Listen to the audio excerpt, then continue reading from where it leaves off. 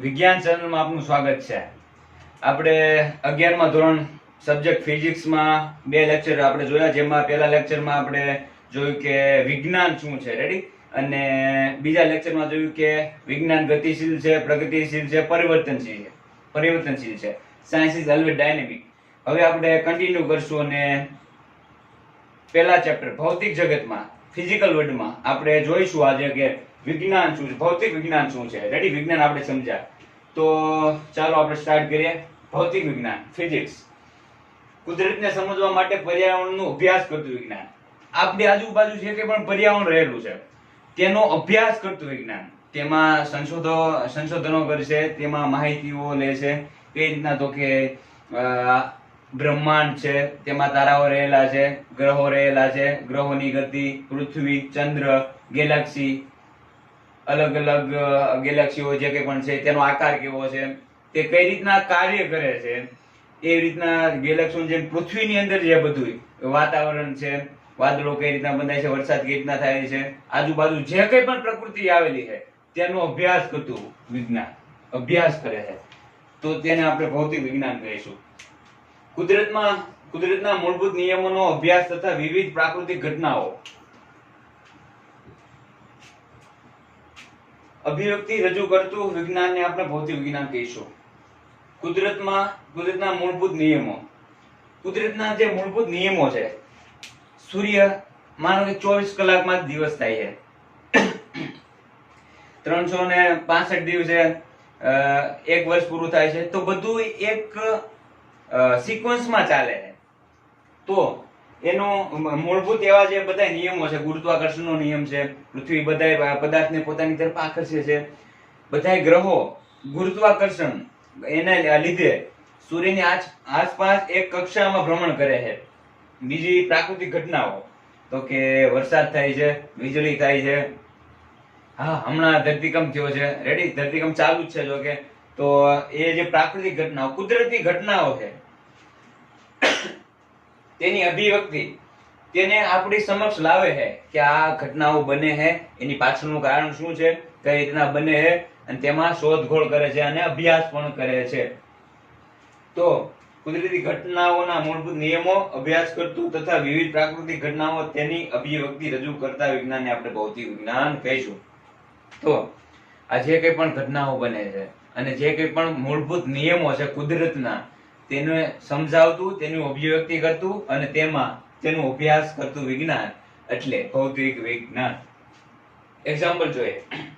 પૃથ્વીની આસપાસ ચંદ્ર ફરે છે, તો મેં તમને કીધું એમ કે પૃથ્વીનું ગુરુત્વાકર્ષણ બળ ચંદ્રને પોતાની તરફ ખેંચી રાખે છે અને પૃથ્વીની આજુબાજુ ચંદ્ર પ્રદક્ષિણા કરે છે. રેડી? તો એની અભ્યાસ કરશે, એમાં સંશોધન કરશે, આપણે કહેશે કે ચંદ્ર શા માટે આપણે કેવી રીતના પ્રદક્ષિણા કરે છે અને તેમાં શોધખોળો કરશે. રેડી? તો એ થયું પૃથ્વીની આસપાસ ચંદ્રની ગતિ. સૂર્યની આસપાસ ગ્રહોની ગતિ. સૂર્યની આસપાસ બધા ગ્રહો ફરે છે. રેડી? વર્ષમાં ઋતુઓનો બદલાવ. તો વર્ષમાં ઋતુઓનો બદલાવ.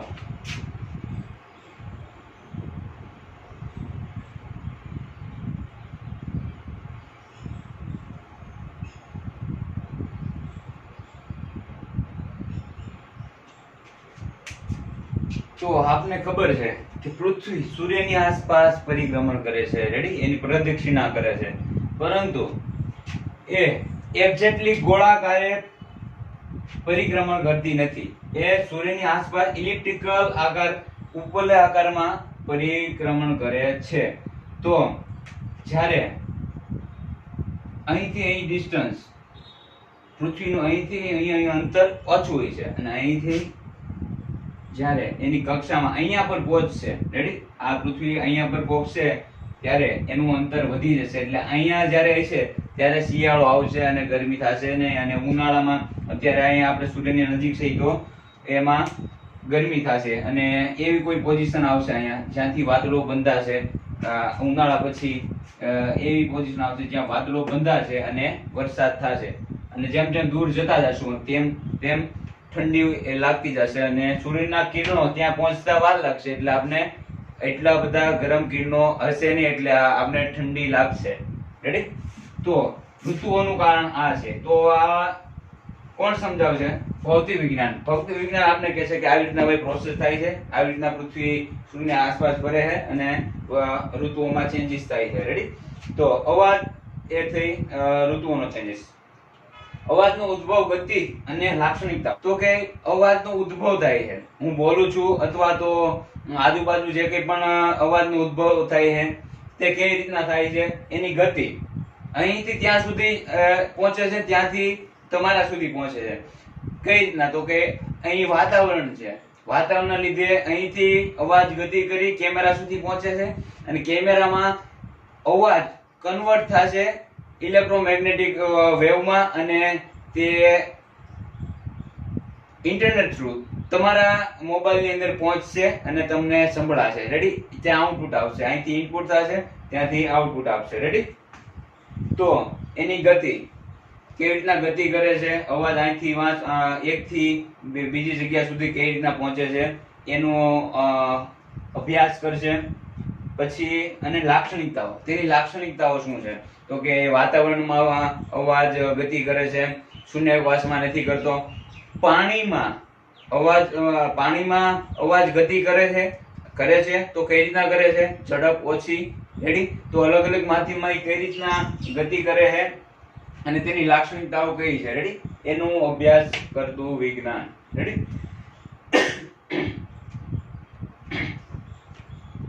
ભૌતિક વિજ્ઞાન એ વિજ્ઞાનની એવી શાખા છે, બ્રાન્ચ, જે પ્રકાશ, ધ્વનિ, તાપમાન, વિદ્યુત બળ, ઉર્જા, દબાણ વગેરે બાબતો અને પ્રક્રિયાઓનું સુવ્યવસ્થિત અધ્યયન અને અર્થઘટન કરે છે. રેડી? આ એક તો વિજ્ઞાનની શાખા છે. રેડી? વિજ્ઞાનની ઘણી શાખાઓ છે. રેડી? ભૌતિક વિજ્ઞાન, પછી કેમેસ્ટ્રી છે, રસાયણ વિજ્ઞાન, બાયોલોજી, જીવ વિજ્ઞાન, બોટની છે, વનસ્પતિ શાસ્ત્ર, અલગ અલગ વિજ્ઞાનની ઘણી શાખાઓ છે. રેડી? એમાં ભૌતિક વિજ્ઞાન. તો ભૌતિક વિજ્ઞાનમાં શું થાય છે? તો કે પ્રકાશ કેવી રીતના ઉદ્ભવે છે, ક્યાંથી આવે છે? સૂર્યના કિરણો અહીંયા આવે છે, એના લીધે આખું પૃથ્વી ઉજ્જવલિત રહે છે, ટૂંકમાં એના પ્રકાશથી. રેડી? અને આ લાઇટ થાય છે, તો લાઇટના લીધે હું જોઈ શકું છું, તમે મને જોઈ શકો છો, આજુબાજુના પદાર્થોને જોઈ શકીએ છીએ. પછી ધ્વનિ, એ વાત કરી તેમ અવાજનું વિજ્ઞાન. એની તાપમાન, આજુબાજુ વાતાવરણમાં કેટલું તાપમાન રહેલું છે, પૃથ્વીના પેટર્નમાં કેટલું તાપમાન રહેલું છે, તાપમાનમાં જે કંઈ પણ ચેન્જીસ થાય છે શાના લીધે થશે. અમુક આગાહી કરી દે કે કાલે 34 થી 36 ડિગ્રી રહેવાનું છે તાપમાન, અથવા ઉનાળો આવ્યો છે તો 42 થી 44 ડિગ્રી તાપમાન રહેવાનું છે. રેડી? તો એની આગાહી કરી દેશે અને તેનું અધ્યયન કરશે. વિદ્યુત, ઇલેક્ટ્રિસિટી, જેનાથી પ્રકાશ આપણે અત્યારે મેળવીએ છીએ. રેડી? વિદ્યુતથી ઇલેક્ટ્રિસિટીનું ટ્રાન્સફર કરી છે આપણે લાઇટ વેવમાં. અને જે કંઈ પણ પંખા ચાલુ છે, એસી ચાલુ છે, મોબાઈલ ચાલુ છે, ટીવી ચાલુ છે, ન્યુક્લિયર રિએક્ટર આવે છે અત્યારે, જે મોટા પ્રમાણમાં વીજળી ઉત્પન્ન કરે છે. તો એ કઈ રીતના વર્ક કરે છે? તો તે વિદ્યુત બળ, કોઈ પણ એક ઓબ્જેક્ટને એક જગ્યાએથી બીજી જગ્યાએ ખસેડવા માટે કાંઈક આપણે પ્રયત્ન કરવો પડે છે, તેને આપણે બળ કહીશું. રેડી? જેમ કે કોઈ પણ સામાન છે, તેને એક જગ્યાએથી બીજી જગ્યાએ ટ્રાન્સફર કરવો છે, તો આપણે ટ્રક અથવા બસનો ઉપયોગ કરશું. ચલ આપણે ક્યાંક જવું છે તો આપણે બાઇકનો ઉપયોગ કરશું, તો બાઇક એન્જિન થ્રુ થોડુંક બળ લેશે અને આપણે એક જગ્યાએથી બીજી જગ્યાએ પહોંચાડશે.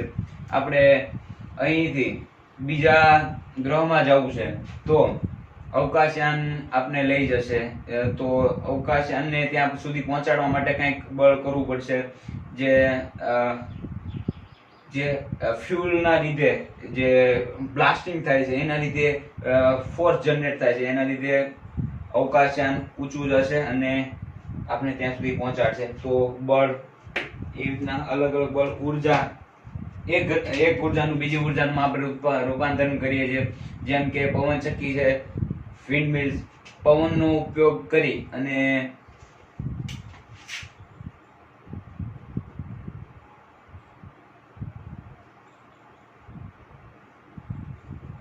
પવનના લીધે અહીં જે કે પાંખડા આ છે રેડી, એની જે બ્લેડ છે એ રોટેટ થશે. આની સાથે જનરેટર જોઈન્ટ કરેલું હોય છે. પાંખડા ફરશે, જનરેટર રોટેટ થશે. હવે જનરેટર એ ફરશે, એના લીધે વીજળી ઉત્પન્ન થશે. રેડી? તો ઉર્જા એક ઉર્જાનું બીજી ઉર્જામાં રૂપાંતરણ. રેડી? પવન ઉર્જાનું મિકેનિકલ ઉર્જા, યાંત્રિક ઉર્જામાં, અને યાંત્રિક ઉર્જાનું ઇલેક્ટ્રિસિટીમાં, વિદ્યુત ઉર્જામાં રૂપાંતરણ. તો અલગ અલગ ઉર્જા નું અધ્યયન કરે છે. દબાણ, આપણે કોઈ પુલ બનાવ્યો હોય, રેડી, અહીંથી નદી આવે છે, અહીંયા પાણી ભરાય છે, અને અહીંયા આપણે મોટો બધો પુલ બનાવ્યો છે. રેડી? માનો કે નર્મદાનો પુલ છે, એના દરવાજા છે. રેડી? તો આની અંદર પાણી જેટલું પણ ભરેલું છે તેનું દબાણ પુલ ઉપર કેટલું લાગશે, અને કેટલું દબાણ સક્ષમ, આ પુલ કેટલો સક્ષમ છે, કેટલું દબાણ ખમી શકવા માટે એ સક્ષમ છે. તો એ ભૌતિક વિજ્ઞાન આપણે તેમાં પ્રયોગો કરશું અને અભ્યાસ કરશું, અને ઘણા એક્સપેરિમેન્ટ થી ખબર પડી જશે કે એના ઉપર કેટલું દબાણ લાગે છે, વગેરે જેવી બાબતો છે અને પ્રક્રિયાઓ જે કંઈ પણ થાય છે. રેડી? તેનું સુવ્યવસ્થિત અધ્યયન, સુવ્યવસ્થિત સારી રીતે, નગર આપણે સારી રીતે એનું અધ્યયન ના કરી તો બની શકે પુલ તૂટી જાય અને હોનારત આવી જાય ને આજુબાજુના ગામડા તણાઈ જાય, સાથે સાથે આપણી સિંચાઈ વ્યવસ્થા પણ ખોરવાઈ જાય. તો એનું સુવ્યવસ્થિત અધ્યયન કરતું, સારી રીતે અધ્યયન કરતું ને અર્થઘટન કરતું આપને તેના વિશે માહિતી આપશે, અર્થઘટન કરશે, તેનો કઈ રીતે થશે એ બધું આપણને કહેશે. રેડી? અર્થ સમજાવશે. હવે ઉદાહરણ લઈએ, આપણે બધી વસ્તુ શા માટે દેખાય છે? રેડી? તો આપણે બધી વસ્તુ શા માટે દેખાય છે? કારણ કે બધી વસ્તુઓ છે, રેડી, અને આંખને લીધે. પણ હકીકતમાં એની પાછળનું કારણ શું છે? તો કે પ્રકાશ.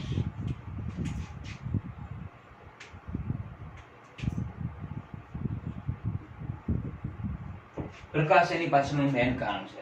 લાઇટ. જ્યારે કોઈ વસ્તુ ઉપર પ્રકાશના કિરણો પડશે, એ કિરણો ફરીથી તમારી એમાંથી રિફ્લેક્ટ થઈ પરાવર્તિત થઈને તમારી આંખમાં આવશે, આપણી આંખમાં આવશે. રેડી?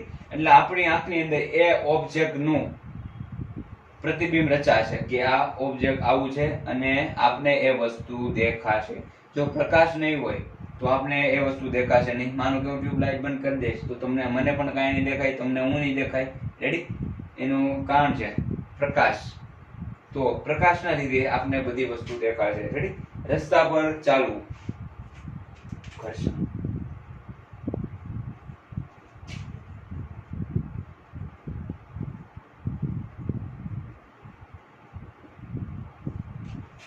રસ્તા પર ચાલવું તો કે ઘર્ષણના લીધે. હું અહીંયા પર ચાલુ છું તો શાના લીધે? તો કે પગ આપણો છે તે પૃથ્વીની સાથે ઘર્ષણના લીધે આપણે ચાલી શકશું. બાકી તો હવામાં આપણે ઉડશું, જેમ આપણે અવકાશમાં જોઈએ છે, અવકાશમાં બધા તરતા હોય છે, કારણ કે ત્યાં શૂન્યાવકાશ છે, ત્યાં કોઈ ઘર્ષણ નથી, તો ઉડશું. અને અહીંયા છે તો શા માટે? તો કે વાતાવરણ છે, પગ ઘસાય છે પૃથ્વી સાથે. ગાડી કોઈ જાતી હોય તો બ્રેક મારીએ છે અને તે ઊભી રહી જાય, શા માટે? તો કે ઘર્ષણના લીધે. તો ઘર્ષણ, ફ્રિક્શન, એટ્રેક્શન. રસ્તા પર ચાલવું. હવે રોકેટ અને અવકાશયાન કઈ રીતે ઉડે છે? રોકેટ અથવા અવકાશયાન છે, રાઈટ?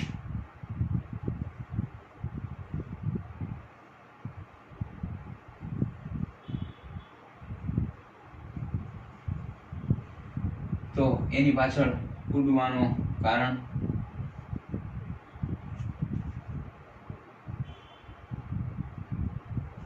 તો ઉડવાનું કારણ છે આઘાત પ્રત્યાઘાતનો નિયમ.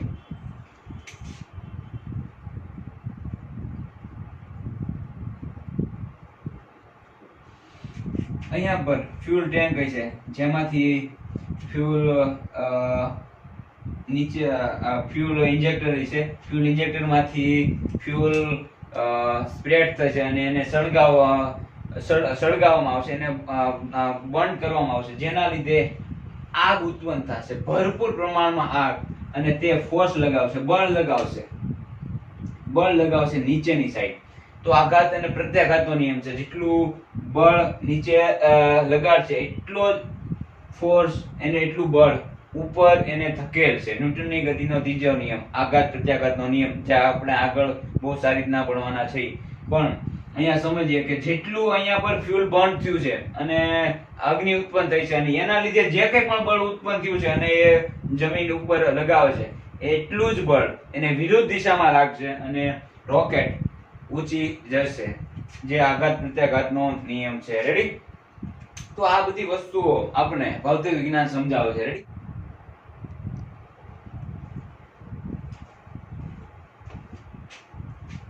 ફિઝિક્સ, ભૌતિક વિજ્ઞાન શબ્દ ક્યાંથી આવ્યો તો કે ગ્રીક વર્ડ છે.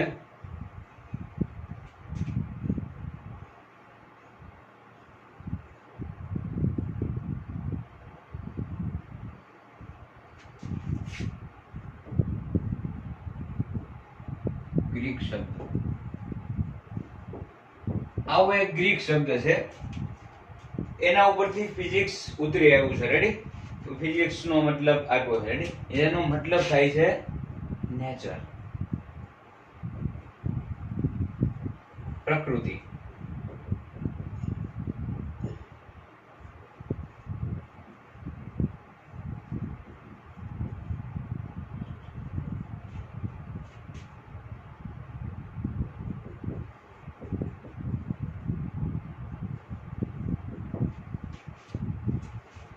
ફિઝિક્સ શબ્દ, ગ્રીક શબ્દ નેચર એટલે પ્રકૃતિ ઉપરથી ઉતરી આવ્યો છે. રેડી? જે આવો એક વર્ડ છે જેનો મતલબ થાય છે પ્રકૃતિ. રેડી? એના ઉપરથી ઉતરી આવ્યો છે અને જેનો મતલબ થાય છે કે ટુ અન્ડરસ્ટેન્ડ ધ નેચર, પ્રકૃતિને સમજવી. બીજું, ભૌતિક વિજ્ઞાન.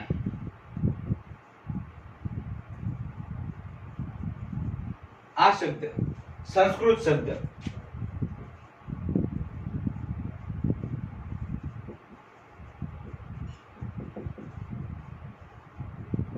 ભૌતિકી પરથી ઉતરી આવેલ છે.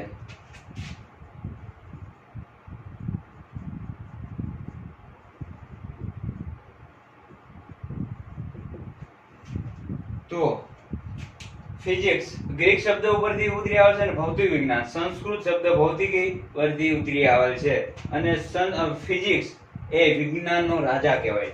એક માર્ક્સમાં એમસીક્યુમાં પૂછાય પણ જાય નીટમાં કે વિજ્ઞાનનો રાજા કોણ? તો કે ભૌતિક વિજ્ઞાન.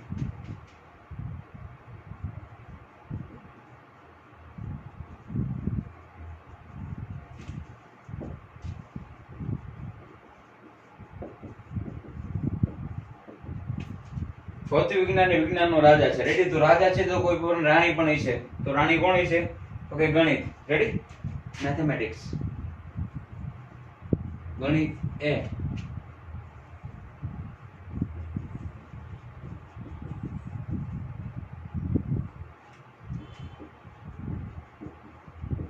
કહેવાય છે. રેડી? જો ભાઈ આપણે ઘરના શબ્દ નથી, જે છે હકીકત એવું છે કે ભૌતિક વિજ્ઞાન છે એ વિજ્ઞાનનો રાજા કહેવાય છે અને ગણિત છે એ વિજ્ઞાનની રાણી કહેવાય છે. રેડી? કદાચ એક માર્ક્સના એમસીક્યુ માં પૂછાય જાય. તો આજે આપણે સમજ્યા ભૌતિક વિજ્ઞાન એટલે શું, ફિઝિક્સ એટલે શું. રેડી? જય હિન્દ, જય શ્રી કૃષ્ણ.